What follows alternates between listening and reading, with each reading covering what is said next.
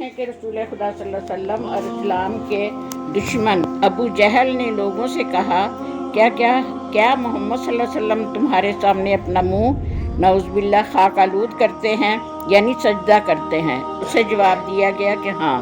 اس پر اس نے اپنے بتوں لات اور عزا کی قسم کھاتے ہوئے کہا کہ لات کی قسم اور عزا کی قسم کہ اگر میں نے انہیں ایسے کرتے ہوئے دیکھ لیا تو میں نعوذ باللہ ان کی گردن رون دوں گا یا ان کے منہ کو مٹی میں رلا دوں گا۔ حضرت ابو ہریرہ بتاتے ہیں کہ جب رسول خدا صلی اللہ علیہ وسلم نماز پڑھ رہے تھے تو ابو جہل اس نیت سے آیا کہ نعوذ باللہ آپ کی گردن رون دے، مگر پھر لوگ یہ دیکھ کے پریشان ہو گئے کہ حضور کی طرف بڑھنے کی بجائے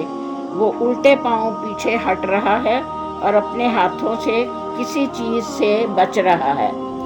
اس پر اسے کہا گیا کہ تجھے کیا ہوا ہے؟ تو اس نے کہا کہ میرے اور ان کے یعنی حضور کے درمیان آگ کی ایک خندق ہے اور ہول پیدا کرنے والا منظر ہے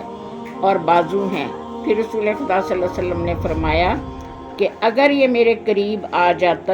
جاتا تو فرشتے اس کا عضو نوچ لیتے۔ یہ مسلم کی حدیث ہے۔ اس حدیث میں بھی حضور کا ایک معجزہ بیان ہوا ہے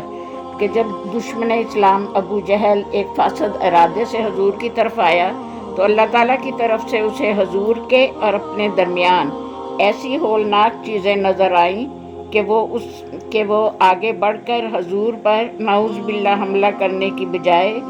اپنے آپ کو بچانے کے لیے الٹے پاؤں پیچھے ہٹنے لگا۔ اس حدیث میں جو بازوؤں کا ذکر ہے اس کا مطلب یہ بتایا جاتا ہے کہ اسے فرشتوں کے بازو نظر آنے لگے جو اس بات کے لیے تیار تھے